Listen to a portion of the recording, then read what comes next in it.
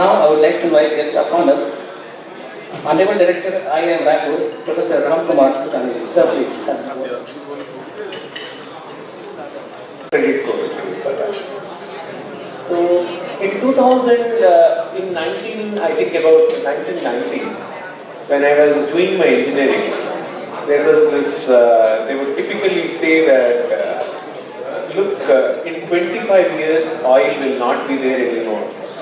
And since my first job was in Engineers India Limited, I said if for designing of oil companies and commissioning of oil companies, if there is only 20-25 years more left, I guess it is better for us to leave it there and move into some other place. And hence I decided to do a PhD and move to other areas. In hindsight, if you see the lesson which we learned out there is sustainability implies new technologies, new innovations, and as well as if you see what at that time in 1990s, that is early 1990s, people thought that oil will be there only till 2010. Is right now being predicted it will be there in 2035. And I'm sure it possibly will be graduating a little further as well. Because new things come in and new innovations come and obviously things do. So what we are essentially trying to say is things move further and further as well. The second thing, if we observe, how much was the awareness in the 1980s or 1990s when it came to things like climate, ESG, etc., aspects of that. My sense it was there, but honestly speaking, possibly in the whole of 2 years of my MBA at IIM Calcutta, it possibly would have been touched upon by 3 to 4 courses, let's say 3 to 4 hours as part of the business ethics course. However, if we see the modern generation out there, we have, for example, at IIM Raipur, we have a course titled Business Ethics and Governance, Business Ethics and CSR. Similarly, there are courses such as Managing Social Impact, which are there. In other words, the awareness of modern generation and the needs of modern generation is in some sense very, very different. It is also being captured by the academics out there, academic schools out there. So let me give you 2 small, you can say very insightful aspects as I make you aware of what happens if a company spends a little more on ESG. About 6 research papers have come out in the last 1 year. I know I am talking from what are the research papers that have come out, published by my colleagues at IIM Raipur, but it largely summarizes the output possible, what are the trends out there. First, higher ESG spending leads to no negative financial performance. It largely either adds positively or stays there. First.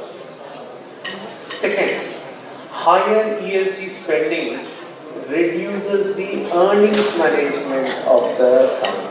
The penchant to manage earnings, the penchant to do for either the register letter goes down. The fantastic insight. Third, higher ESG regulations leads to more innovation by companies. They spend on R&D increases much more.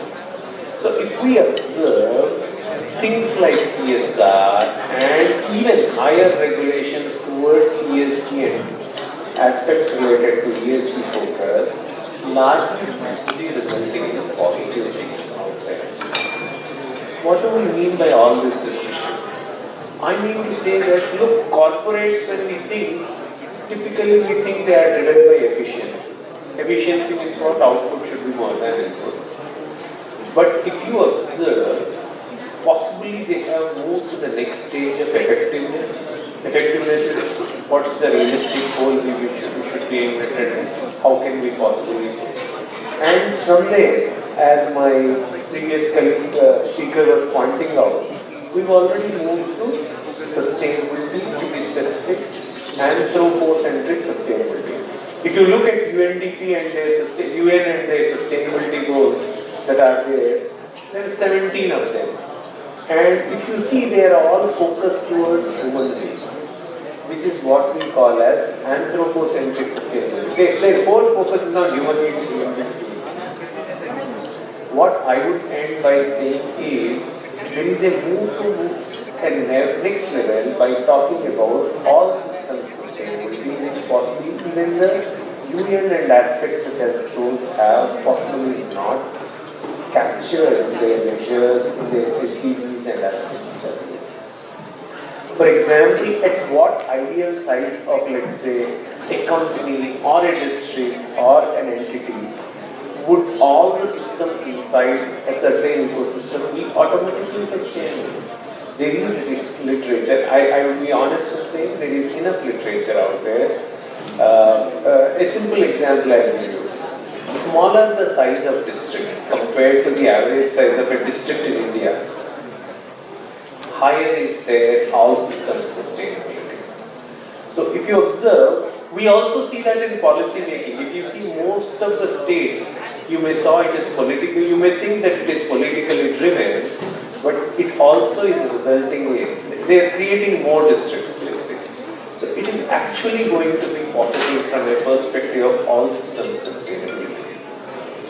So the summary is, as we focus more and more towards non-human beings and their sustainability, perhaps our, you can say, goal or vision or penchant to have lesser global warming and better environment will possibly be far, far sooner. So that's how I put it there, and I won't take much time from you. Thank you so much for being here.